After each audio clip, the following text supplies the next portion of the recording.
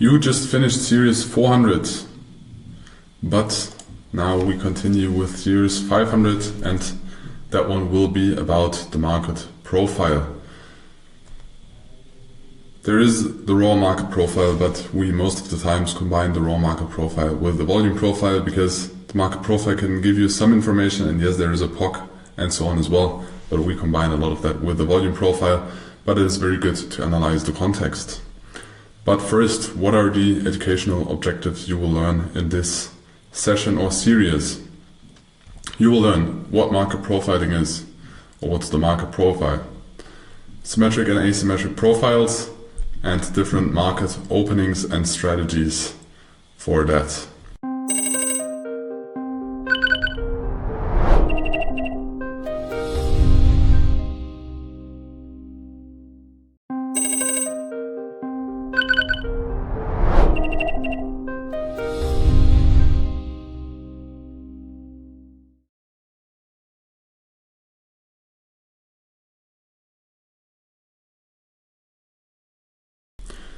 So, what is the market profile, or what is the market profiling?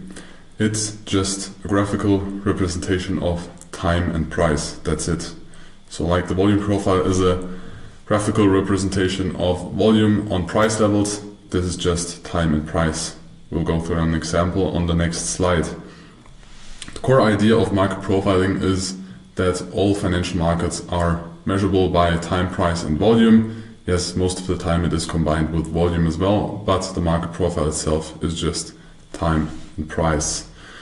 Market profiling itself is pure, unbiased and easy to read. You can have the same information out of a chart as always, but it's more difficult for your brain to analyze that, and you have more information in a market profile. It's just more easy to analyze, more easy to include in the analysis process. So, you can just have a normal candlestick chart like this. In this example, it's a 30-minute candlestick chart, I think, but it does not matter. Market profiles will look like this. Not exactly like this, but this is a split market profile. Let me take the laser pointer. So you just have normal price action on the left side. And on the right side, you have kind of the same candles, but each candle has one letter. So you have A for 30 minutes, B for 30 minutes, C 30 minutes, D is 30 minutes. And during those minutes, you create one letter, and then you can divide it or split it, but you can also merge that together. I will show you on the next slide that it can look like this profile. This is the volume profile. So you also have an initial balance and an opening, but we will go through that in detail on the next slide. Important here to understand is that the basic setting of a market profile, but you can take any time frame or session or time horizon you want to analyze. You can adapt the settings in most of the charting platforms. That you know, one letter represents one time horizon, but in the basic setting, one letter is 30 minutes. So we now explain you, or I will now explain you the details. In blue you can see the initial balance, but the most important thing you also need to wait in the beginning to make a good analysis is where is the open. So you can see here it is B, because if we have a session that started before that, you can start with A, but it doesn't matter with what letter you start. It's important to know where the open is, and in our case, or in this case, it is marked yellow. Doesn't matter, again, it's just you need to know what the open is, and it is shown in most of the market profiles. We have an initial balance range. So this is the range where the first hour was, or where the price has been in the first trading hour. We have an absolute high in the profile. We have single prints. Very interesting. So single prints are single letters. So you have on some price levels or some ticks, can be also several ticks, you have multiple letters in one row. But there will be letters or rows where there is just one letter, and this is going to be a single print. There will be a daily range. It is between the absolute high and the absolute low. There will be a volume value area, and yes, there is also a value area of the market profile itself, but we don't use it that way. That's why we don't implement it in here. There is low volume nodes. We already had that in the previous session, and high volume nodes. and there is a close. So at the end of the session or end of the profile settings, the profile is about the time horizon. You have an open, and of course you also have a close. You have an absolute low, and you have a tail. So single prints usually are between mountains of letters. In the end, the letters will be removed and there will just be blocks.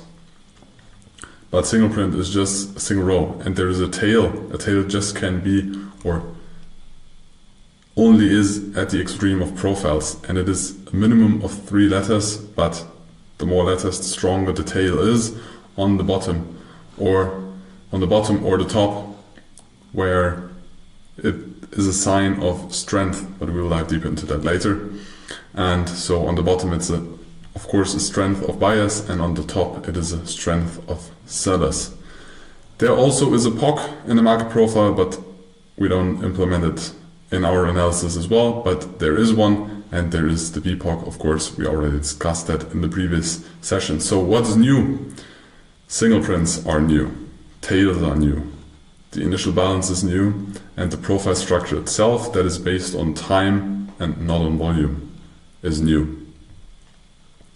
So why do we use it? Because in trading we try to use objective tools, and market profile is one of that. So subjective, there is opinions, feelings, instincts, or general external influence. For example, news, TV, or Bloomberg, also opinions of analysts, are all subjective.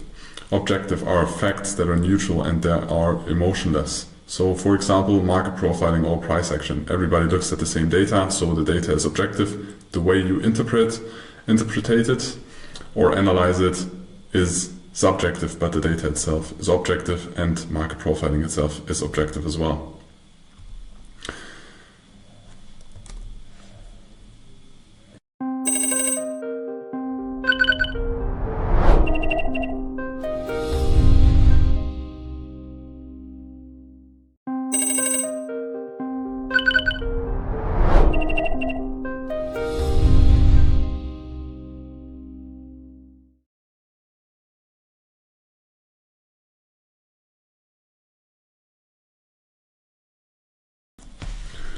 There are symmetric and asymmetric profiles, and we will go through them in the following slides. So there are symmetric profiles like a D, and this analysis and this context analysis of the market profile is different from the D, P's and B's that we had in the previous session. You need to divide this. This is new information, although they are kind of the same shapes. This has nothing to do with the technical deviations or the TTT blueprint or candlesticks. This is only market profile analysis. But we have symmetric shapes. There's just a symmetrical distribution. It looks like a D or balance. There are P shapes that are positively shifted distribution. So you have spent more time on the upper part and less on the low part. And there are negatively shifted distributions. Those are the basics you need to know to analyze the context. And it's not just a P is bullish and a B is bearish. It's more difficult than that. You always need to put this in context, what we will do in the following slides. Important addition is that a positively or negatively shifted distribution has tails. Those tails you already had on the previous slide are like single prints, but on the extreme of the profile. So either we have a very strong movement in one direction and we are looking for trend following, but we need to know and analyze when is the likelihood of a trend following higher. Explain this in the following slides. Or we will look for trades in a balance phase, so we have minimal movement, less volatility, and the market is waiting for news or to change its future perceived value. So, as I said, the P is different from the deviation, but as you can see in the following screenshots, there is always volume and market profile inside because we combine them both. So just that you get used to it. There is a P shape in this example. We have an open down there. We have the close over there. And in the first initial balance, so the first trading hour in this case, because it's a daily profile, we have a strong push to the upside, and then we establish a balance on the top. So we have a P profile or a P-shaped profile. And yes, the market profiles very often overlap with the volume profile structures, but things like buying or selling tails you can see way better and stronger in the market profile. So a P-shape indicates strength in an uptrend or long positions getting closed, because you have players that are long in the market. If you are generally coming from an uptrend and you have a P-shape like this, the likelihood of long positions getting closed is very high. In a downtrend, a P-shape, so if you're getting a P-shape in a downtrend, so you have a downtrend like this, and then you get a P-shape, the likelihood of this being short covering is very high.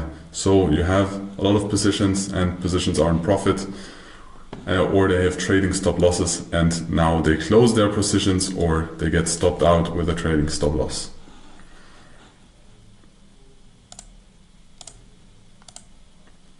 The fast initial move is always part of a P, so there don't need to be single prints or a tail, but most of the times there are tails, but you need a very fast initial move and then balance, and you have a momentum or breakout setup at the beginning, and then arrange or reversal trades when it slows down. So most of the time you have a very strong push at the beginning, and then you realize that the market's gonna get slower, and when the market's gonna get slower, you can use, of course, technical deviations to add this up, but we will do this later in some examples.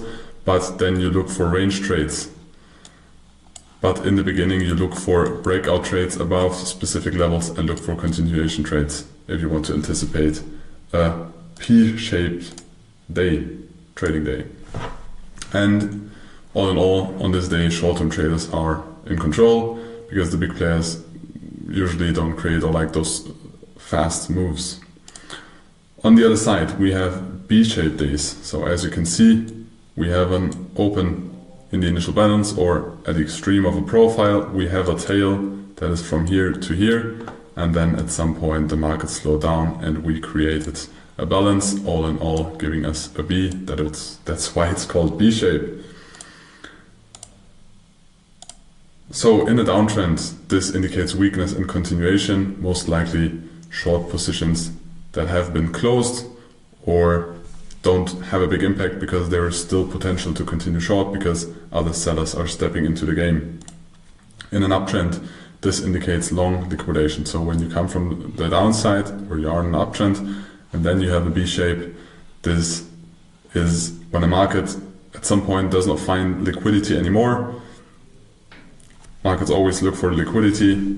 Those longs get liquidated because another big market player steps into the game, or there are just no buyers anymore, and then longs get liquidated or close their position or get closed out.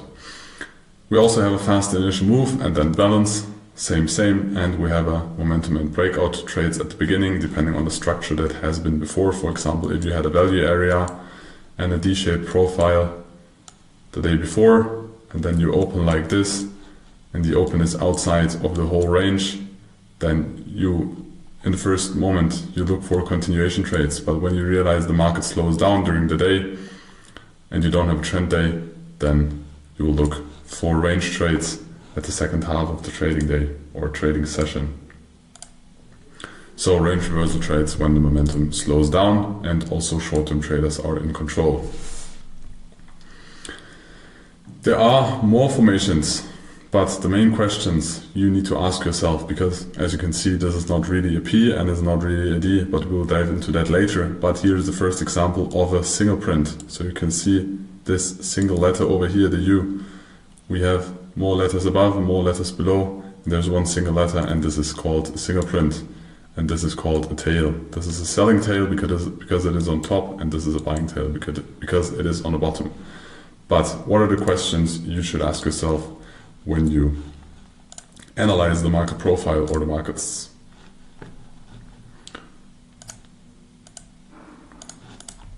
First, what is the market doing? Is it an uptrend? Is it a downtrend? Is there a long liquidation or short covering? Where is the location? Where is the open? Then how strong is the conviction? There are different strengths of profile. We will now go through different variations or different setups, different to the P and B shape, and that give you an indication on the previous days how strong is the conviction of what the market is doing. Is it more like, yeah, it's just hanging around, or is it a strong conviction and maybe the creation of a trend? And who is in control? So are the big players or are the short-term players in control? There are some profiles where it is clear that there are no big players currently in the game. So who is in control? It can be day traders, so short-term positions. They don't really have an influence on the price or on price movements, and they react to short or respond to short-term levels. There are mid-term traders. They are holding positions for a couple of days and they respond to larger levels. So they can influence the short-term trends. And there are, of course, the long-term traders. They hold large positions, and those large positions cannot be bought at a specific level. Day traders can just buy their position at a specific level. With long-term traders and large positions, this is not possible. You scale in and out over a long time horizon and not just at one specific area. So they create an initiative movement, or they support the shift of values in the movement. So there are different options. There are non-trend days, and we have three types of non-trend days. There are normal days. They are characterized by a single peak or point of control where price is moving around in a very central area. This indicates a very balanced market with limited directional movement. There is a neutral day. A neutral day shows exploration on both sides, so it is not as narrow as the normal day. So there is an opening range, and then there's price discovery above and below. This reflects also an indecisive market, but there is more volatility, but still a lack of directional bias. There is a normal variation day, so this is kind of similar to the normal day, but with a wider range and often showing a directional move beyond the opening balance. So there is a slight interest in buyers or sellers, or dominating buyers or sellers, but still it's kind of a balanced profile. It's just indicating the start of a trend. And there are not just only trend days, there are also non-trend days, there are also trend days. And there we have only two options. We will go through them in detail. So there is a standard trend day that reflects just a strong directional move through the whole day, with prices continuously moving in one direction. So you have one or a couple big players that buy or sell the asset, and they have a very high conviction or confidence in that trend or the start of the trend. But so you just have continuous buying or continuous selling throughout the whole day. And there are double distribution trends.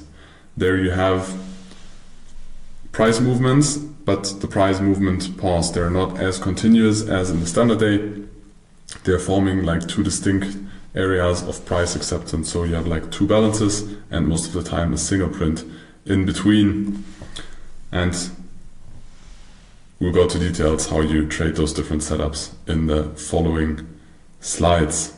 So non-trend days are more balanced, and they are less explanatory. So they're not as much in price discovery, with less directional movement, and trend days indicate a strong directional movement with high market participation. So let us start with a normal day. In the normal day, we usually have a very big initial balance, as you can see on the left here. We also have, or the price stays mainly inside the initial balance. Of course, there can be some TPOs. So one TPO is a time price opportunity. So it's like one letter or one price level of a letter. There can be a little bit above and below, but you have a very big initial balance. So the biggest price movement is in the first trading hour of the session, and then the price for the following time stays inside this initial balance. There's no real significant breakout, so there's not a lot of volume at the edges and not a lot of speed in the order book. More about that in the following series 600 dynamic setups. Beyond the initial range, you mainly stay inside there, and it indicates a lack of directional conviction. Neither bulls or bears dominate, they just play kind of ping pong, but nobody has a real strong connection or interest in continuing or creating a move, because the big players maybe just accept this price, or there is no need to act. Then, so useful for recognizing the low volatility and then adapting to that, and it's very calm and balanced trading conditions, not very fast. There is the neutral day. So with the neutral day, there is more expansion to the top and the bottom. If you ask yourself what is red and what is green, it's just an extension of the initial balance of 25%. In some setups or chart setups we used, it was in there. Sometimes we look at them, but it's just kind of a gimmick there. There is no real secrecy behind that before all the people ask about the green and red things in the chart.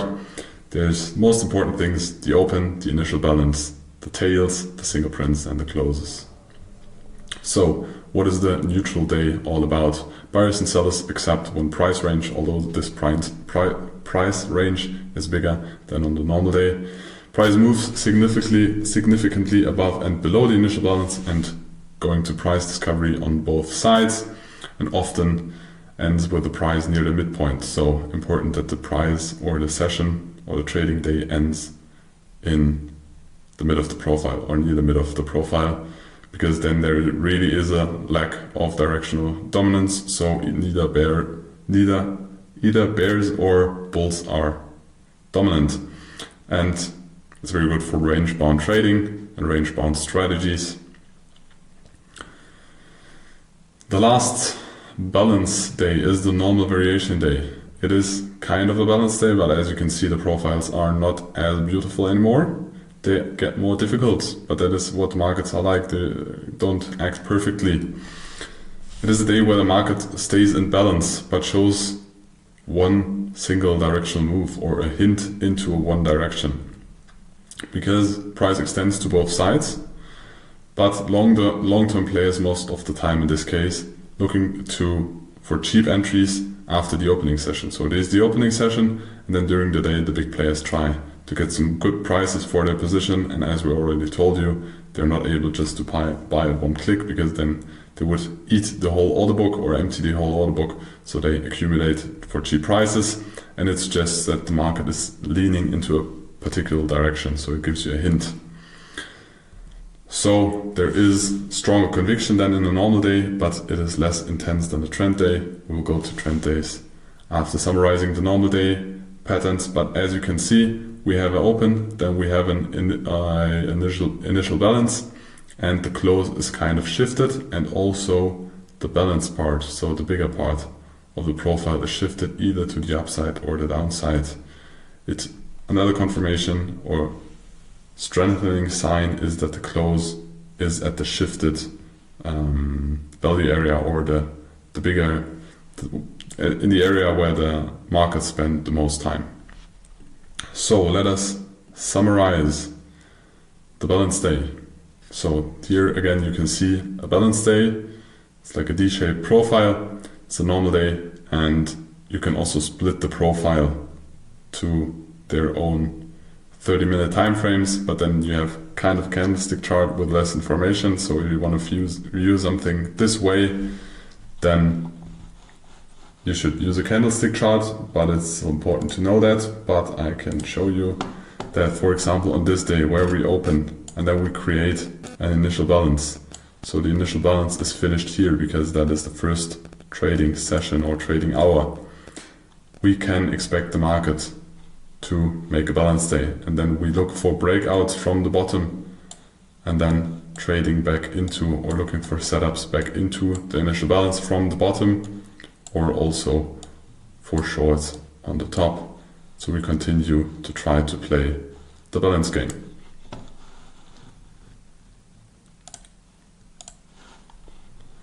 But in this case, for example, you can also see that the close is not directly in the middle of the profile. It would be more beautiful if the close would be somewhere around this range. It's to the upside, which is a first sign of strength. But let us summarize the balance day. The definition of a balance day is a day where price remains in a narrow range and showing balanced trading without a strong directional bias. Yes, there is price discovery, but strong directional bias is a trend day and really one side of the market dominating. The initial balance typically, or price, stays close to the opening range throughout the day, as we can see in this example. It doesn't go far away, and the point of the control is most of the time located near the center of the range, with high trading volume in addition at this level. And the volume profile is heavily concentrated around the POC or the VPOC, with lower volume near the edges, so you have a typical D-shaped profile. Market behavior indicates equilibrium between buyers and sellers. Nobody dominates, everybody just steps into price recovery, but it does not last. And volatility is kind of low, markets lack conviction or they just accept the fair prices, and there are no strong moves in either direction. When you have D-shapes, the market's kind of boring. Of course, you can trade balance and it can be a very good strategy, but most traders I know, they prefer some action. But how do we value the strength of a trend, and if we accept balance and sideways movement, or if we look for a trend? Very important question for that you need to ask yourself is how strong are the overlaps. So for example, in this example you can see it doesn't matter what value area you take, but the biggest distribution of this profile is in that area. On the following day, although we opened above, it is kind of the same. So the overlap of those two areas are kind of big. We will give you some rules when you can merge those profiles so you can add them together to one profile, because there is no real new information. This whole profile even is in the absolute range of this profile. So you can merge them, but it is a sign of a strong accumulation area. If the value area, or yes, the area where the market spent the most time or traded the most volume, which are most of the time the same, shift, so you can see here that there is a downshift and they don't overlap that strong anymore. This is a sign of continuation down.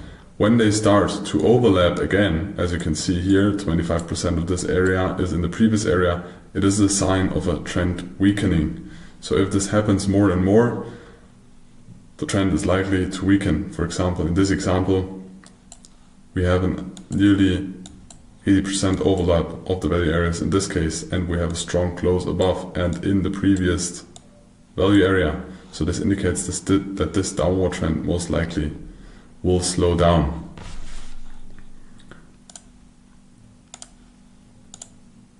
More overlaps, as I just told, are indicating a weakening trend, and you can merge when the value area overlaps and the close is inside the previous day. Those are the basic rules.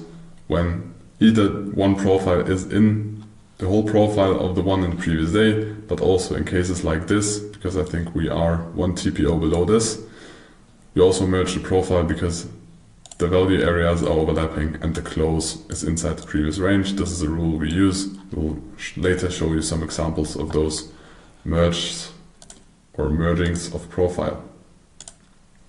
Let us now continue with the trend day. What is a trend day? How do we identify them?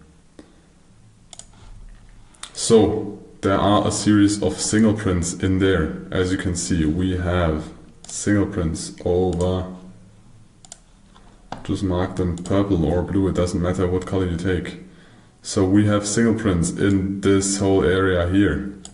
We have another single print over here, and we have another single print over here, and we have a single print over here. No, we don't. It was a prank. It is not even a buying tail. Do you know why? Because it's only 2 TPOs that are single. The third TPO has another TPO next to it, so it is not even a buying tail. The same is on the top. So we only have single prints.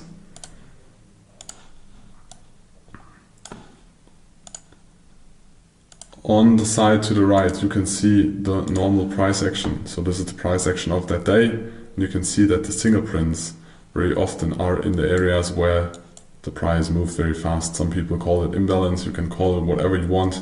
We call it in the market profile space, we call it single prints. And those are very interesting price levels or areas. Because single prints for us on a trend day are very often entry opportunities. So when we have a trend day, in this case, we have a trend day to the downside. And this price action did not happen. And we have single prints. So we opened here, we have a small initial balance, we break out of this initial balance with a very strong move. You can see the 1.5 hour in this session is a very strong price movement, and then we start to accumulate. We check for entries at the single print. You see here was the D profile, and the most or the highest single print would have been here, and there's the E letter, so we look for entries here to the downside. Furthermore, there's the next strong push of F, and then we started to accumulate, and then we look for entries in the single print area to a further continuation downwards. Same here with the P shape. We will look for entries here to the downside so we can scale into a trend day. So we look for breakout or continuation days. Single prints in this case are for pullbacks and then entries. Breakouts you will trade on the other side of the accumulation, but not with single prints because most of the time price there is in price discovery.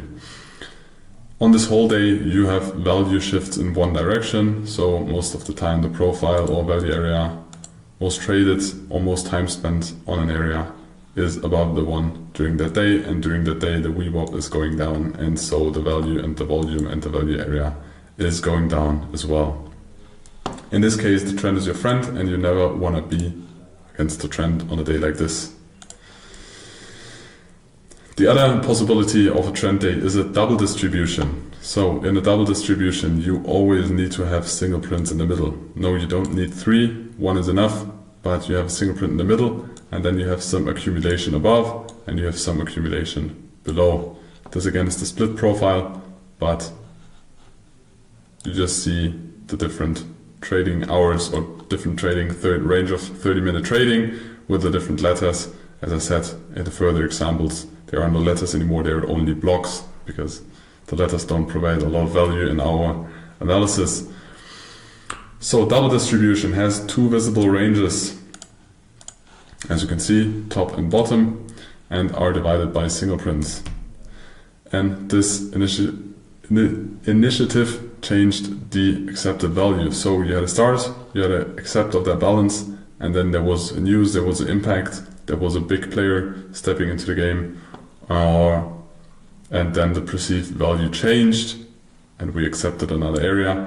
But we don't have, like in the trend day, don't have those continuous movements with pullbacks.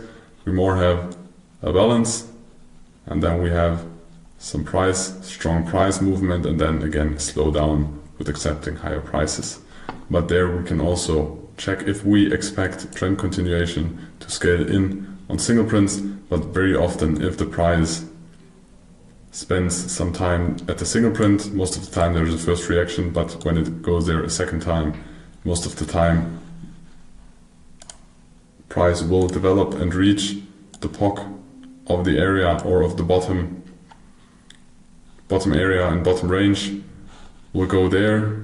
There will be also a POC on the top side, and then it will very often fill up that space in between, so it will fill up this low volume area and will spend time in there between that POC and that POC.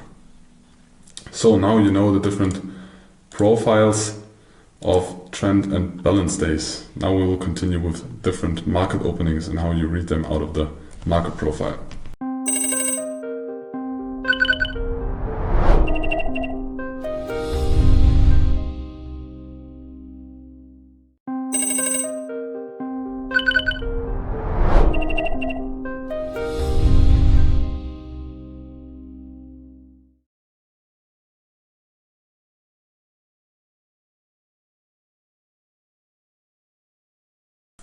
There are a couple of market openings.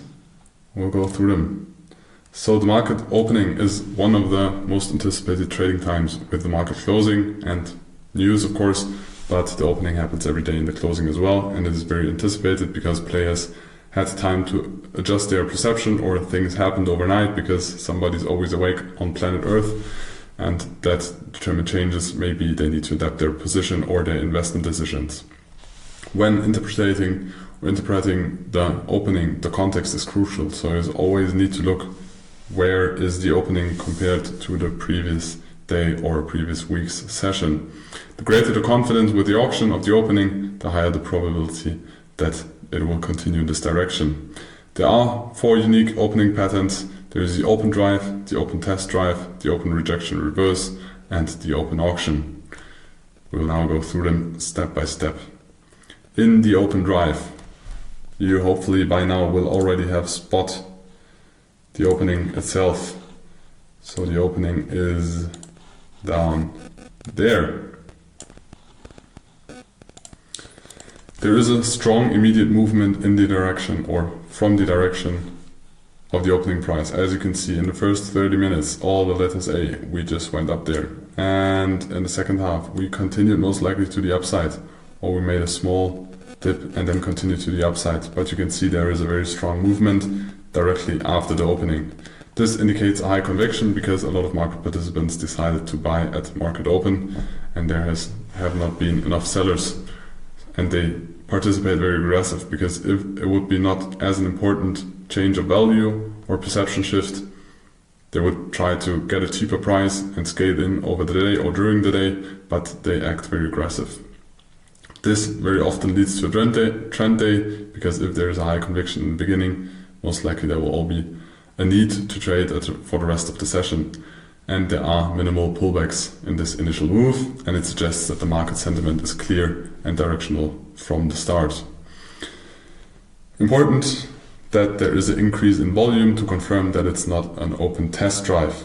But what is an open test drive? We will go through that in the next example.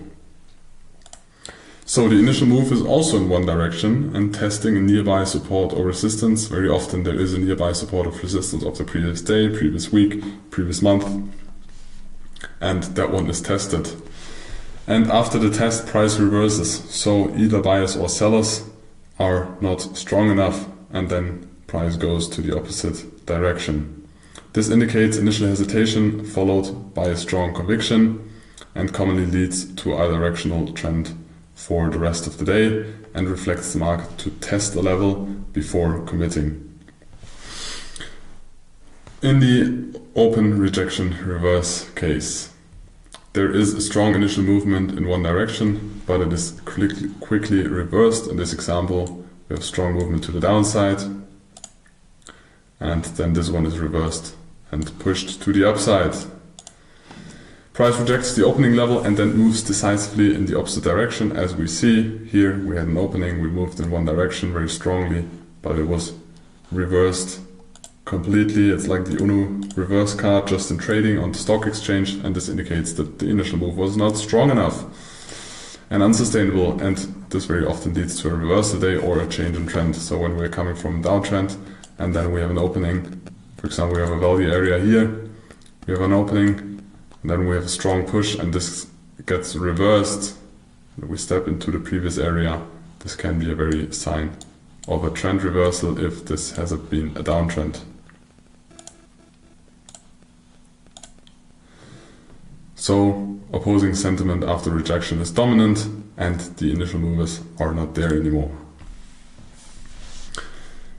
And there is the last one. Is it the last one? I think no, it is the third one, the opening auction. In the opening auction, there is no strong directional bias. Price just oscillates around the opening level. This is a paradise for scalpers, and it reflects balanced market sentiment, no immediate conviction or no dominance of buyers and sellers. This leads to a choppy and range-bound movement initially, and price often stays within the defined range of the opening range or the previous day range. Common, those are non-trend days, low volatility initially, very short pips or ticks, or very short way you can trade, but it's a scalper's paradise. And no, it was the last opening session. Sorry, it's very late in the evening and my brain is kind of dead. We also have the open in balance. So when we have the different open scenarios, we can have open drive, open test drive, open rejection reverse, or the open auction. But they can happen at different locations, and you need to put them in context. So when we open in balance, you see the previous day profile, we have a B profile here,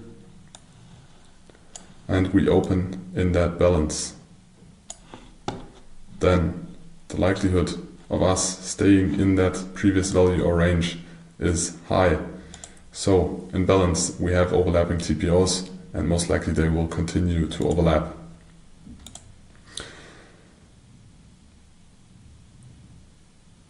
So the risk we take when we trade there are low, because the previous day we already accepted this, over a long time we already accepted this price range, and the likelihood of us accepting this price range again during this day is very high. So the trading risk is low you take, but also the trading opportunities are kind of low, because you try to scale in at the edges of the fair value, and in this case they are reached from the upside, but we are looking for trades to the downside, like we teached in the volume profile, or we look for breakouts or breakout tries or tests, and then when we got back inside we tried to trade to the other side of the value area, because the likelihood of us staying in balance is higher than just continuing to trend. The daily range probably will be within the previous day range. If the open is outside of the previous balance, so as you can see, we have a previous profile, we had the open here, we accumulated down or below the open, we had a value in here, but we closed the day of the session of the previous day already here, so this can be a sign of strength, because we are closing on the upper part of that profile and outside of the previous day value. And in the finishing auction, some big players had a big interest to buy, or if we are in a downtrend, liquidate their short positions. And on the next day we have another sign, we open above the previous day value, so it is another indication of strength, because directly at the open then some very strong buyers step in. So we do a small retest of the value area, or most traded accepted area, the mountain. So as you can see, this is the mountain of the previous day. We test it, and then we have a strong initial push, and then we kind of slow down, but we continue to accept higher prices. This is a strong indication of the start of a trend, and that we will have a continuous trend day the following days. So at this day and the following days. So we have a higher risk because we have more movement in the market, but we also have a higher opportunity, and the extension of the previous day extreme significantly outside of the value range or the previous day range. If the open is not outside of the value range but inside of the extremes of the previous day profile, if it is outside the range, so absolute high and absolute low of the previous day profile, like we can see in this case, it is even a more or even stronger signal, stronger signal. Above and below the previous day there, so the open is above or below the previous day open, could be also above here, would be the same just for a bullish example. There is unlimited potential of price discovery, because the previous day nobody was interested in trading at that price, or the price wasn't balanced, and in the pre-session or overnight session the perceived value of the asset changed so much, or the accepted value, that we open outside of the day's range, previous day range. So the likelihood of us going to price discovery and shifting the value is very high. The size of the initial balance in this case is key. If we then create a very small initial balance, you always need to put this in context with the previous day. There is no defined size of big and small of the initial balance. If we have a small initial balance, the likelihood of a trend day is very high. So if we have a small initial balance, the trend most likely is gonna get even stronger. If we have a big initial balance, the likelihood of a balance, just a shifted balance day, is higher. So the things you should look at first is the close.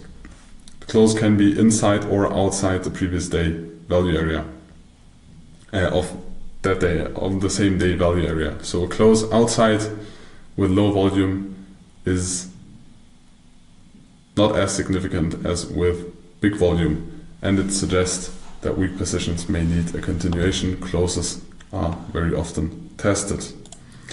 If you also need to look at the open, and the open is within the value of the previous day, the market may accept it or break out, but the first assumption is that we are going to accept it. If an open is outside the value, this can lead to a value shift, or is another sign of a value shift, or a reversal back into the value area is possible. But when we accept the value area, the previous day value area, we already know how do we treat that. The initial balance represents the first hour of trading or the beginning of the trading session, and usually a big initial balance suggests a balance day, and a small initial balance initiates a potential trend. The value area, if the value area is small, most likely we'll just bounce around the value area. So we take out the highs, go back in, trade through it, take out the lows, trade through again from the other side, and it's more about responsive trades at the value area high or low. You also should look at the VPOC and high volume nodes. Prominent POC often attracts price because it is the price where most volume was or is traded, and indicates trade location if price, like we teach in the session before, of mountains and valleys, if that point is touched, you can check for trades over there. And single prints and low volume nodes, so markets typically get rejected at the first single print, as we already told you, when you have a trend day. So when there is a trend day and there is a single print and we get back into the single print area, it is likely that there is at least a first reaction. It does not have to be that we then continue, because we can also start to make a balance day, but if we continue, we will always try to scale in at that single print area. Signaling a price acceleration. Once trading occurs within single prints, markets will refill volume. So again, if we have a double distribution profile and we have some single prints in between, and maybe we closed here, we open there on the next day, so we are in this value area of the previous day, and then we start to accept price movements in this value area. In the single print area, we will very likely go to the POC above and then just fill this empty space up. So to accept this price of the previous day or previous week where we haven't spent much or tested the market participants over there. How do you detect strength and weaknesses? You have different things to look at. So we have a VPOC shift. If the VPOC shifts higher, so if we have a VPOC, one day it is there, then it is there, then it is there, a little bit lower, higher, higher. This indicates uptrend because more market participants or bigger market participants accept on trading on higher prices. Same is to the downside. If VPOC is falling or lower than on the previous day, this indicates weakness, so bearishness. We should look at the close. So when we have a value area, or we created a value area during the day, it doesn't matter in which profile, if it's a B, D, P shape, doesn't matter. We can have a close either inside the value area. So at the finishing auction where there's traded again a lot of volume, we accept the price, the likelihood of us opening again in that value area on the next day is very high. If we close at the extreme of a profile, so on the top or on the bottom, then it is a first sign of a trend shift or a perceived value shift. And if we have a value area like this, and we would have a B profile on this day, and we close at the other extreme of a profile, this is even a stronger signal of a continuous or following trend shift. Next to close, we also have the open. As I already explained, if we open in the previous day value area, then most likely we will accept it, or our first plan is to search for balanced trades on the bottom and on the top. If we open above, we can just have a continuous move, but if we are close to the previous day value area, most of the time we test that area and either we bounce from it or we get inside and accept it. We are not always right. At some point we will get stopped out, but then the next trade idea most likely will work out. So the open can just close to the inside of the value area, outside of the previous day value area, or outside of the whole profile. This is one of the strongest signals of an opening. We have the value area, so for value areas it's the same as for POCs. If they overlap, the more they overlap, the weaker the sign of a trend is. If they start to shift more, and more, the likelihood of the trend continuing is stronger. If they then start to overlap again, it is a sign of the trend weakening. If we have tails on the top, it means there was a strong seller. If we have tails on the bottom, it means we have a strong buyer. If we have ledges are multiple. In the dynamic setups, we will have more examples of this. But it is in the case of a profile. We don't have a tail. We have multiple letters on one level. So, for example, if we have a profile like this, I know it is very ugly, but you will get the point. And then we have a tail down here. We have a tail in this case, so this is our tail. We have a P-shaped profile, and we have a ledge on the top, because there are multiple letters on one level. As long as we have more than one letter on one extreme, it can happen on the top and the bottom. In this case, we would also have a ledge down here. We don't want this because the likelihood of this getting taken out is very high, or price testing this area. We want strong highs and strong lows, and we only have them with tails. So here's the point. Ledges, I just explained them, and you can look for single prints. So if you have ledges on the top, it's a weak sign that we will continue upwards, because if there is a profile where we had some ledges here, the likelihood of this getting taken out again is high.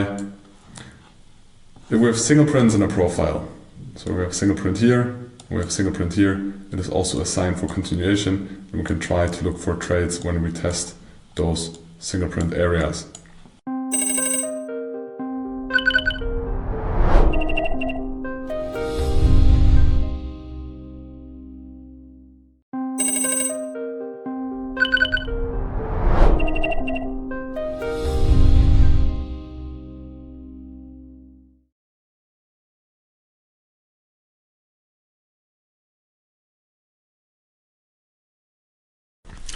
Market Profile 504.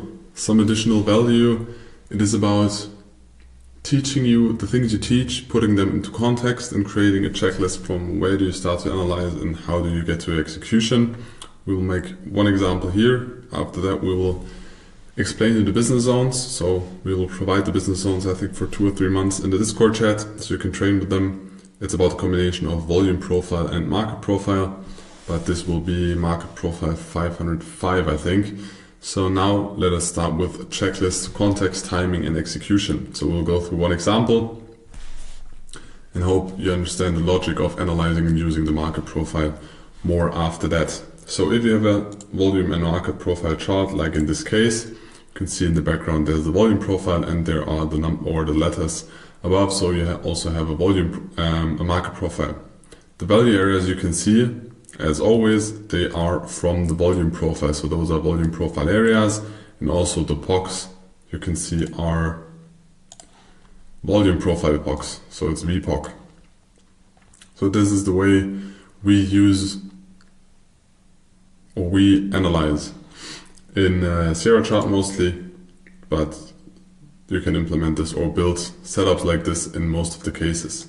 So in the beginning, we have an overview. We learned about how the market profile, how the volume profile works, what our logic behind this is. But first, we always have a context, because we have a long range of time period that we are going to analyze. Doesn't matter if those are daily, weekly, monthly, hourly profiles, but in this case, I think they're daily profiles, and it's the one we use most. So do we have, first question you should always ask yourself is, do we have rising or falling value areas and POCs? And in general, we have one value area, a higher value area, another higher value area, an overlapping value area, and a continuation of higher, higher, higher, and then we started to overlap. So as we already know, when value areas overlap, there can be a sign of weakness.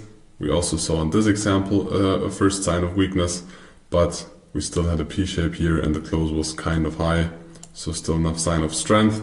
In this case, we have a starting to overlap value area, close is in the value, so we expect an open here, but on the next day we opened down there, So we have the second confirmation of a weakening trend. So we look for a first short trade here, but we did not get that short trade.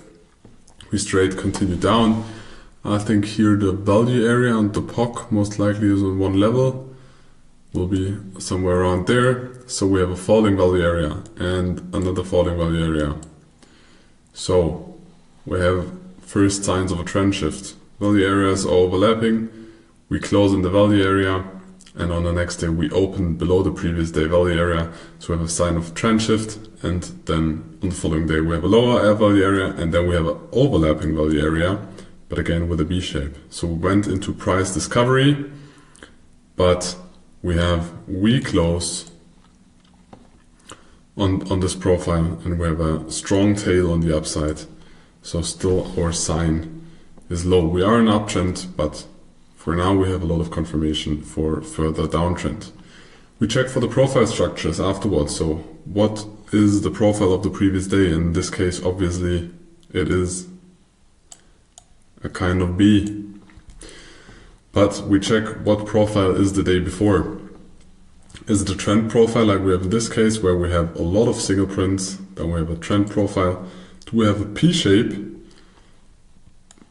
which can be a bullish sign, or do we have a B shape, which can be a bearish sign, depending on where they appear? So we are in an uptrend, we have falling value areas, we have overlapping value areas, we have lower closes, we have tails on the top, we have strong wicks on the low. So we expect with the B profile in this case that we continue lower. We can also have a D profile, but we don't have it in this case. So where is, third question, where is the open, where is the close of the previous profile? So if we have a close in the profile and we open in the profile, what do we play? We look for balance. If the close in the previous profile is above the value area of that day,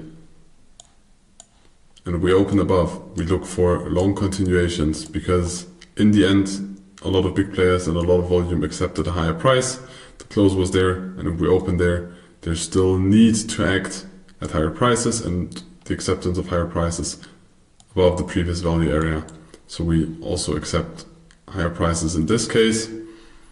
So in this case, when we have the close here, and here we have a P profile, it's not a trend profile because we have no single prints in there. Close in there, depends on if we open there or there. It can also sometimes happen that we open down there, but our preferred version is because we have strength, P profile, we open the bath, we close in the value, we want to continue along. The third option is that we have the close inside the value area, the open outside of the value area, and then we are likely to, or first intend that we don't accept the previous day value. If we accept it, we again look for range trades. If we open outside, we look for a trend profile and we try to scale into the trend. Although this here is a trend profile because we have single prints in that profile and several of them. So always, where is the close of the previous day and where is the open of the day you're trading or the session you're trading. And then third question, or let us put this into context. We have rising value areas and then the value areas start to overlap. So in this case, we have a kind of strong close. We're on the upper range of the value area.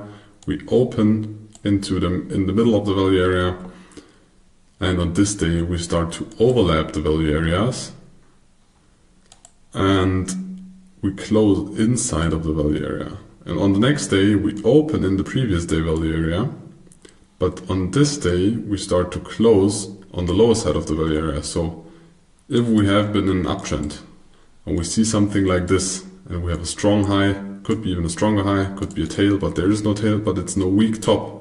We have a strong high, for example, on this day we also had a weak high here. Here we have a kind of strong high, and here we have a kind of strong high, and we have a weak low. We're falling a value area with a close on the lower side of the value area, so the likelihood of us continuing down on the next day is higher. That's the way we analyze. So if we take our example, we have naked value areas to the bottom, which can be potential let's take green, which can be potential profit targets to the right, because as we always say with trading ideas, we check for potential profit targets and we take them from the past. And they can be naked POCs, but this is not a naked POC. I cannot see the POC here, and there is a naked value area. So we can use them as profits, or take profits, or areas of profit. Furthermore, we have a weak low here. We have another weak low there. Do we have weak highs? No, strong high, strong high. Here we had a weak high, was taken out. Here we had a weak high, was taken out. And here we have a strong high, and now we continue down. This is our previous value area. It's kind of difficult to explain this process because I'm doing this when I analyze pretty unconsciously without explaining it with words. So, if we have a setup like this, in the beginning we had rising value areas, they started to overlap. So you see here, they started to overlap. We had high closes, and we have a long trend in general. We do not really have buying tails, because we have a weak low here, we have a weak low here, we have a weak low there. We have strong high, weak high, but it's already taken out, so it's already tested. We had a weak high, but it's already tested. Strong high, and we had a weak high here. By the way, this is a merged profile, so it's one or two or three profiles merged together in one, because if there is a range and they overlap too much, then we merge them into one profile, so it's more easy to see the range. So, and we don't have a trend profile, and we have a value area that's shifted lower. So what do we check on the next day? We have a ledge on the bottom, we have a lower value area, we have a lower POC, we have the close on the lower side of the value area. So we look for short trades in this case, although we are against the trend. Yes, it is a more risky trend. If you are not a counter trader, if you are a trend trader, you are unlikely to look for a short trade here. But for all the counter traders, you can look for a short trade here. But still we will wait for the opening on the next day. So the open on the next day appears on the value area high. So as you can see, here's the value area high, here was the value area low. We closed here, we are now opening on the upside. But we're still in the value area. So at first we check or look for trades and accepting the balance. But in this case, we resisted that high. We did not look or check for higher prices because there was no acceptance above the value area. So we can check for short trades over there. And furthermore, we did not really spend a lot of time there in here because you can see single prints in this area. And then we started to accumulate volume on the low side of the profile. So even the day was not finished, it is very likely that the POC, change colors, that the POC already started to accumulate here very early during the day. So we have an open in the value area, and then we see that volume shifts lower. So we can look for trades or trade entries on the breakout to the downside. And what do we use as targets? The naked value areas from the past, the weak lows that are taken out, depending on how aggressive we will enter the trade. If you are more into short-term trading and we take more aggressive stops and we can check the market the whole day or during the session or during the breakout session, we can try to reduce our stop loss to get a bigger take profit, of course. But where you put your take profit or how far your take profit is away, depending on how much time you can invest in the markets. If you can be in front of the markets and look for or check for setups, and you have a lot of time to spend, then you can optimize your entries. But if you cannot optimize your entries, and you say, okay, I want to be very safe and I put my stop loss on the other side of the value area. By the way, why is it green? I put my stop loss on the other side of the value area, then you at least need to take this level as a take profit, because otherwise your risk to reward is going to be too bad. Of course, it's going to be better maybe to look at B setups down here, then have a breakout, a back break in, and then put the stop loss above that high, so you have a higher risk to reward ratio, and then you can take partials here, and maybe also speculate on that low getting taken out. But it depends on the setup you take, and it depends on how much time you invest. But the process is rising value areas, falling value areas, strong high, weak lows. We have an open inside. We accept the balance below, then we check for a setup, or we just take a limit on the value area low and look for a trade and then execute that trade. So is there another screenshot? Yes. We draw those important levels or lines out of the market profile, but we don't trade out of the market and volume profile or general the profile chart. We draw them in there, and then we create a connection between that chart and a candlestick chart, and we trade out of the candlestick chart most of the time. Furthermore, there is a footprint chart and an order book to the right, but that depends on you. It's not 100% necessary. It's just if you want to really get the perfect entry and you have a lot of time to invest there. For me, because I'm also focusing on other stuff, in the beginning I did this, but now I'm gonna reduce more and more and use less the footprint chart, and also less the order book, and just focus on charts.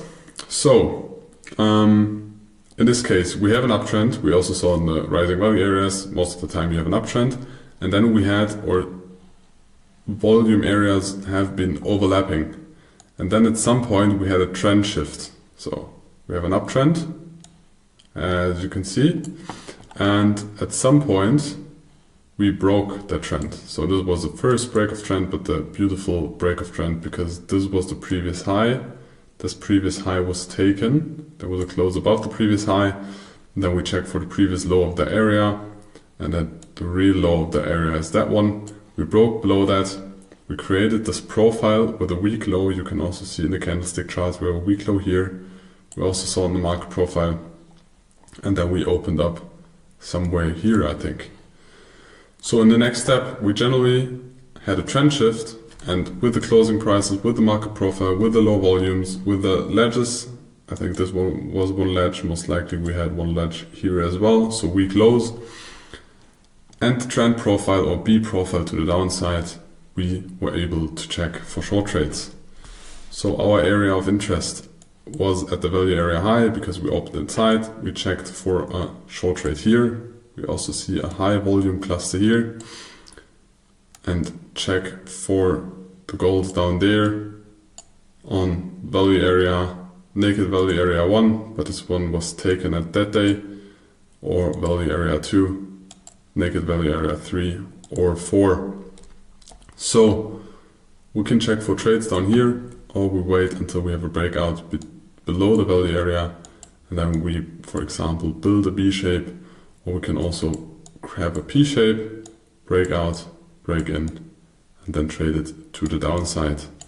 But both of them trading to the downside, like the technical setups that you have already studied and learned, and you can implement them over there. So we wait for a pullback. Either we can enter here, or we can enter at the breakout.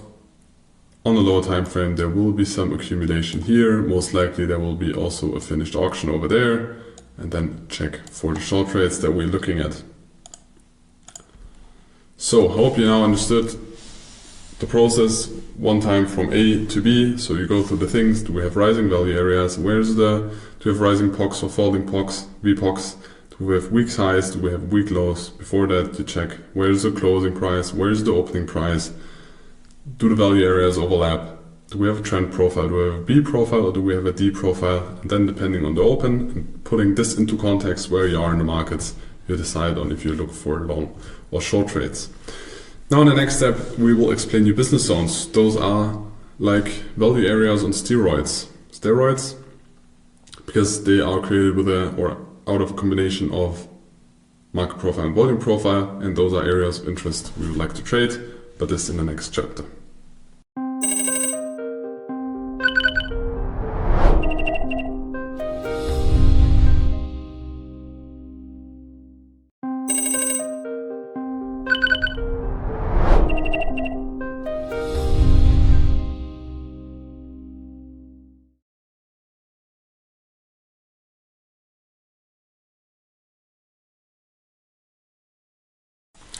So now you have understood the market profile. In the previous series, you understood the volume profile, and now we are going to combine them both through business zones. I'm going to provide the business zones in the Discord chat, I think, for 2 months, so you can create them for yourself and then compare them. And at some point, at least in those 2 months, you will master them as good, so you can create them for your own, because those are also going to be the zones you will have most trust, and you will always analyze the context. If you just implement the zones, the likelihood of you checking the context of the asset or the market is going to be different. So we will go through some examples and I will explain you our logic and the process behind creating business zones and combining the volume profile and the market profile. So we most of the time have charts like this, and we have different charts in this presentation because we want to tell you it doesn't matter which software you use. We use Sierra Chart because you can implement a lot of that, but also me personally, I started to learn with Sierra Chart, but now I moved away. For example, trading views, integrating more and more market profile. I don't use Footprint and Order Flow that much anymore because I adapt strategies to my personal needs, and I want to go more into swing trading, so I don't need that anymore that much. If you want to go more into swing trading, day trading, very short-term trading, then you need this. And if you want to really master the strategy or the things we teach you, I would implement to replicate this setup, but you don't need to replicate it exactly. The chart does not need to look the exact same. You don't need to use the exact same setup. It's about the information that is provided and the usability for you. So, basic explanation. We have an opening price of the market profile. We have the initial balance. We have the closing price. And the purple thing is the midpoint of the market profile. We haven't taught you anything about that yet in the course, but it's also not that important. Just one team member of us likes to have it displayed, so it is in there. We have value area highs, we have value area lows, and we have VPOCs. So those are all based on volume. The lighter the color of the market profile is, the more earlier in the session you view. Can be weekly profile, can be daily profile, just for easy of language or easy of understanding. For the ease of understanding, I will use the previous daily profile, so we just assume all of those are daily profiles, but we excluded price, we excluded XS3 because it does not matter. So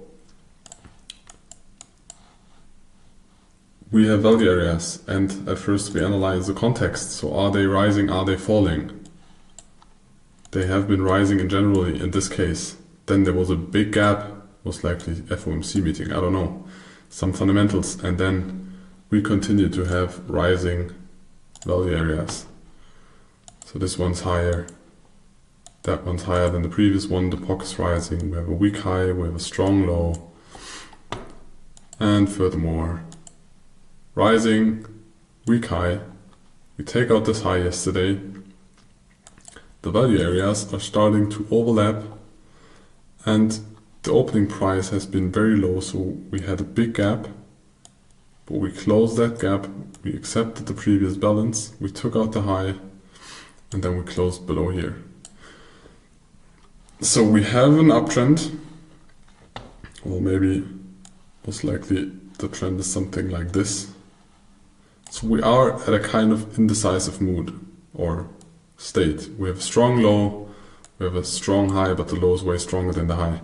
Now we start to create business zones, because those business zones are our areas of interest. Of course, we can just start to trade the volume profile if we open in between, check for shorts here, we check for longs here. If we break out, we look for continuation. If we open below, we check for shorts. If we open above, we check for longs. And we can check this just with the value areas, but it's going to be more easy if we have kind of a support and resistance zone and not just one price level, because with the value area you only have one price level. So we use business zones, and with the business zones we always take the value area high and we take the value area low, and then we look for the next interesting point to the downside from the value area low and to the upside from the value area high. And please now make a screenshot and try to create one business zone and just draw the price level where you think the business zone is connected to the upside and to the downside. This was now just an example. Please create one to the upside, to the downside, to the naked value areas, but in this case just the upper one and the lower one of yesterday, and then I will give you the solution in the next chart. So, to the upside, we have a tail here and we have a decline in volume. So this is our next interesting level. So we have this area, or this business zone, and this is our tradable interest. So if we are below, we check for shorts here and put our stop at least above here. You can also extend it depending on the market phase, but here it makes sense to put it directly above the business zone. To the downside, we took this low volume area. So you see there's a low TPO area, so of the market profile, but also in the volume there's a low area. So this is our business zone. And as long as we are in between those business zones, we try to look for trades, maybe for Bs and continuation patterns on the top, or for Ps where we had a breakout and a break in, so we can continue to trade them short, and the opposite side on the downside. But those are our areas of interest. If we are above them and we accept them, we can look for long trades on here. First take profit definitely is going to be the naked POC here, maybe partial at the value area, but depending on how the profile here looks like. If it's a D profile, the likelihood of you taking a first exit here, but then the risk to reward's not going to be that good, is high. If it's a P profile, the likelihood of you or us reaching the POC again is higher, but you will experience that with some time in front of the charts, which is necessary always. So in the following, we'll go through a couple of more examples, but after we created those zones, so we create those zones in those charts, and then we overlay or implement them in a basic chart. Those charts are based on the session profile, so where's the highest volume of the asset. So we focus on that session, even with the opening price and with the closing price. And then on the charts, when we look at the charts, we have 24 hours or as much data as there is provided. Not all the charts have, most of the markets have an exit or no data, or they closed maybe for an hour or two at night. So that's why there is a difference between the chart and the business zones. But if we are below and we're opening below, we most likely continue to look for short trades. If we open inside, we play balance. If we accept the prices above, we will look for long trades. If we break back in, accept it, we look for short trades. That is the logic behind our business zones, and that's the way we use them. Yes, you can use them just with, you could use the same principle just with the value areas, but with business zones, you can have better entries. So if you combine it with the dynamic setups, for example, you can find very good entries and perfect stop losses. So you can tie in your stop losses, and you also have the possibility to just enter short here, limit. So you don't check for setups, you just enter short limit and put your stop loss one tick above the business zone high. And if we have a close inside the value area, you buy limit here, you put the stop one tick below. You're going to have a lot of stop losses, but in between there are going to be very big profits because you have very tight stop loss. So your hit rate is going to be low, but your take profits or chance of winning, or your profits in general, are going to be big. So when you combine it with setups, your hit rate is going to be higher, but you will have less trades. If you just trade with one tick above, one tick below, you will have a lot of trades, but a very low hit rate. Example number 2, again, take a screenshot, try to create the business zones, and then I will show you the business zones that we created in this example. So, as you can see, as always, volume area high and volume area low. We have a POC, we are in a rising market. We had a fucking big gap. We have the opening price. Down there, we have the initial balance and we have the closing price at the high of the value area of yesterday. So we create the business zones. It is most likely that we will open up here or there on the following day, and either we look for continuation trades or balance days, but there I would prefer the trades on the bottom because in general we are in an uptrend and there I prefer long trades. We have strong low, although there's really much volume traded, which is kind of an anomaly, kind of a sign of weakness. We'd like that volume to be traded on top. It would be an even stronger sign. But those are the business zones. I hope your business zones look kind of the same. In this case, when the value area high is pretty close to the extreme, and the extreme is not a ledge, so it is one TPO and not a couple of TPOs. You can also connect the value area high just to the extreme of the sessions range. And again, then we have those zones on our chart, and this is the chart we trade off. This also, if you check at the chart, looks like a continuation, but you can again see on the extremes or on the low volume areas, we have mountains, and we have low volume areas, and we check for trades kind of in the low volume areas and not in the high volume areas. So let us continue with another example. So we have falling value areas. We have some merged profiles. So when profiles overlap, so either they are totally inside the range of the previous profile, or they overlap to 70-80% and the close is in the previous profile, then we merge them. Because most of the time we have one balance, and in this balance it's better if you have a couple of balanced profiles. Now this one's ugly. Let me recreate it. If we have a couple of profiles and they overlap a lot, and we want to, and they create a range,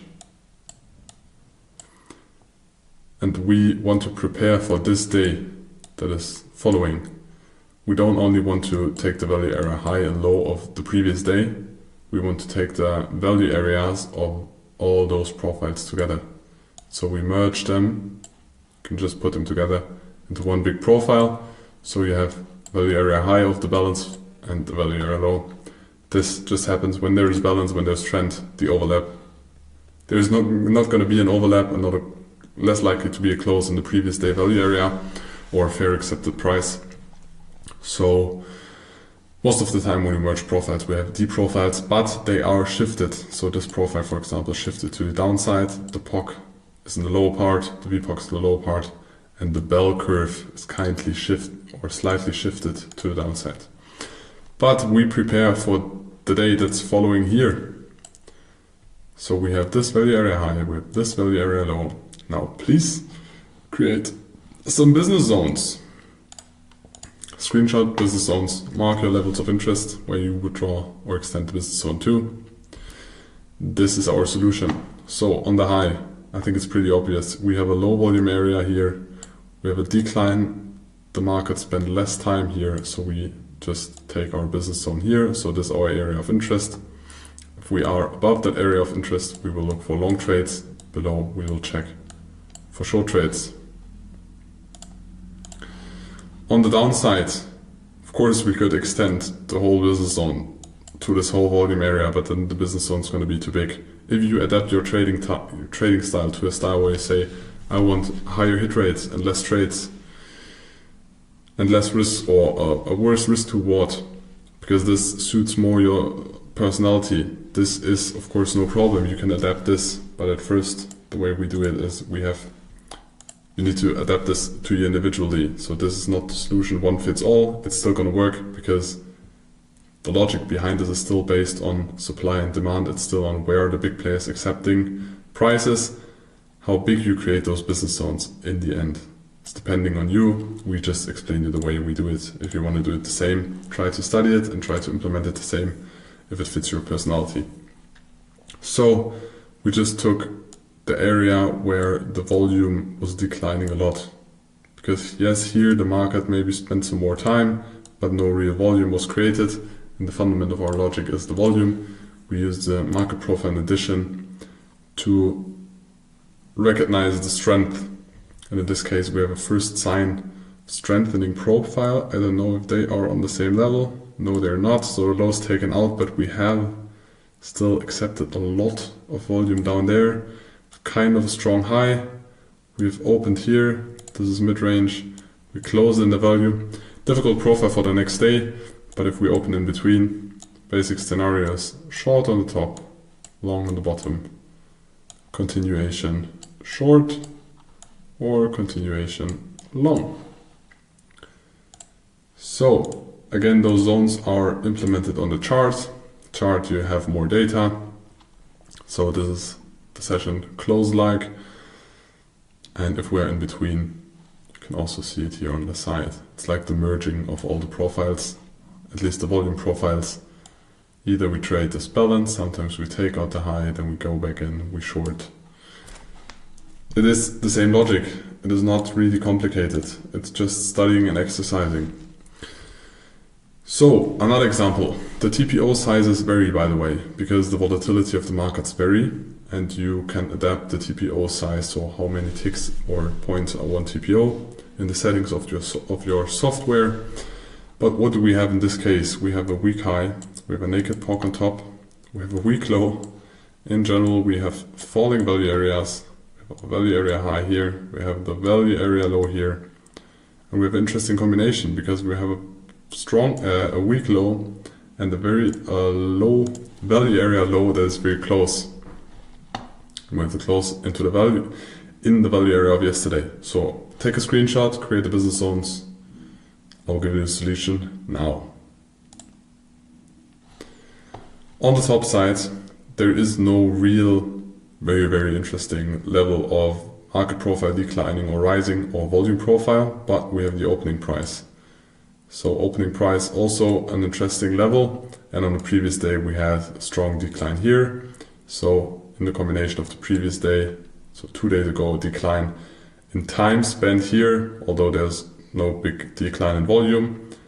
The opening price, we just create this business zone, but this business zone is interesting business zone, but there are stronger ones. On the downside, I think this example is way more interesting because we have a weak low.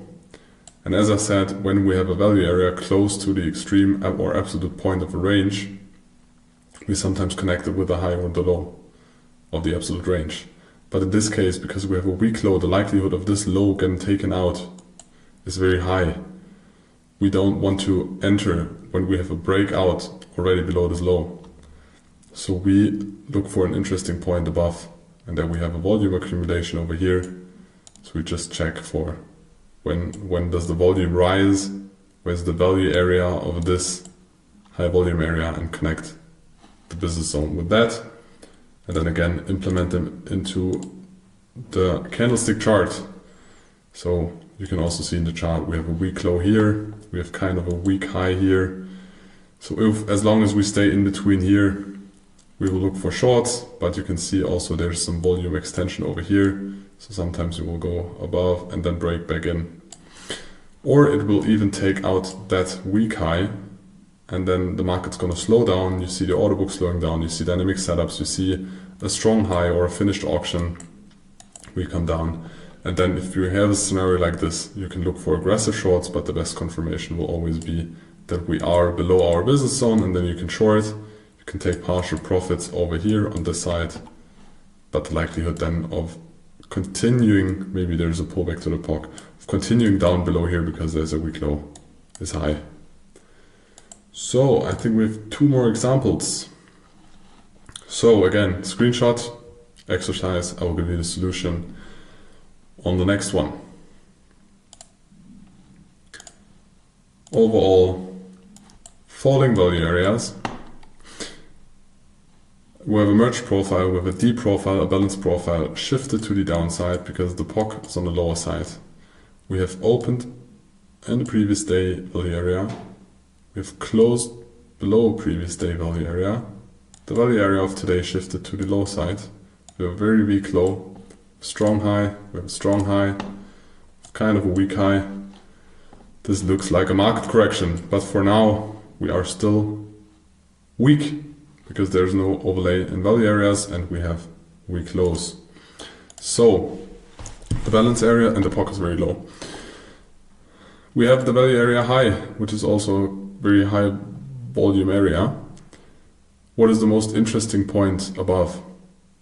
You could say above here, but then the business zone would be too big, and the risk to reward ratio is not good anymore. And because we have some merged profiles before that, we have a very strong decline in volume. So you see the decline in volume and also in time spent here. So we combine the value area high, where also the close of the previous day is, with that interesting level, because that one's just going to be too big. On the downside, interesting combination, because again, the value area is very close to the extreme, but we have a weak low. We don't want to connect it with the weak low or the weak high, but in this case the weak low. So we look for an interesting point above. We have a high volume area. Yes, we can connect it with a VPOC, but business zone is going to be too big. If you prefer less risk to reward, higher hit rate, then you can increase the business zones. But depends on the trading style you prefer. And then just connect it with a high volume area, but not the whole high volume area, just like with the beginning. Then again, we implement it on the charts. So we had the closing price, I think it was somewhere here. Yes, it was below the midpoint area. So we have a balance phase above. Inside, sorry, inside we will continue to trade. Balance above, we try to continue. I think I'm gonna get sick. I feel like I'm gonna get sick. Above, we will look for continuation trades, and below, if we have acceptance, we look for pullbacks and look for short trades. We have a weak low. If we have acceptance below here, we have a B set up. What do? We look for a fake out to the upside, continuation, break into the B, and check for take profits to the downside. First take profit can be weak low or POCs, all naked value areas of the past. Very simple. I think it's going to get very, very repetitive at some point. Last example, I think. The TPOs again vary because this is a less volatile market. I think it's maybe Eurobond future. Maybe the bubble, I don't know. But it does not matter. Any market, but obviously less volatile. We have less TPOs. You can also increase the TPOs or the size of the TPOs if the volatility is going to get too high and you have too many TPOs and too much information and you want to reduce it, just increase the TPOs. Same is for the volume profile. Again, we have falling value areas. They are in general downtrend. I think there's no discussion about that. And we have a weak low on the extreme. Today we made a strong low. We opened above the previous value area. This is the POC and the value area most likely in one level. We have a higher value area first time, closes kind of strong. We have a very, very weak high. And we have the midpoint, but it doesn't matter, it's just in the chart. So, sorry, I'm drawing too much in the chart. Take a screenshot and create a business zone. And 1, 2, 3, here's the solution, or our solution. We are in general uptrend. We have first signs of strengthening and we have a very weak high. So the likelihood of this getting taken out is high. On the value area high, we have this decline in volume and we have the connection of the close. So the close of the main session was in this area. And we also have a strong border here. So we take this as the connection point from the value area to the top. On the bottom, we have the value area, and then we just have a weak low from 2 days ago, and we have kind of this strong mountain accepting here again. And as our logic is, when we accept balance, which here is kind of balance because a lot of people trade it here, we don't want to connect it with that balance because then the business zone would be a balance itself, and then the likelihood of the market accepting the balance, the business zone, would be high, and we don't want it because we look for long trades above the business zone and short trades below. And when we create a balanced market in the business zone, then we're gonna get a lot of stop outs because then we're gonna create balance in the business zone and we don't want this. So we connected with the low volume area before this high volume area. And on the downside, again, we have the value area high, and then we have a decline in volume, and we have a closing price, and we have the opening price here as well. So this can be an interesting level as well, where no acceptance will be, but below we will fill up this space.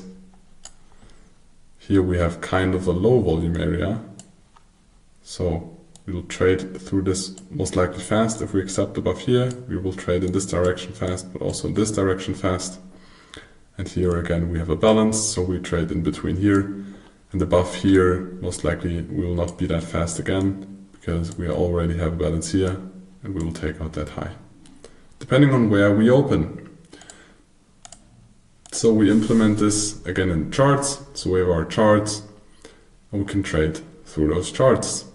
If we close below here, we will look for shorts. You can check for longs over here, but I like it more if it's like taken out and then coming, so break out and then back break in. We have a weak low, most likely this is going to be a weak high as well. So if we trade to the upside, can be also a very nice trade. To check for long down here and then don't get out here, speculate on more acceptance and trend continuation or short-term trend continuation. So I think we now have enough examples and my brain is dying. So please continue to the proficiency test where we provided some questions and then continue to series 600.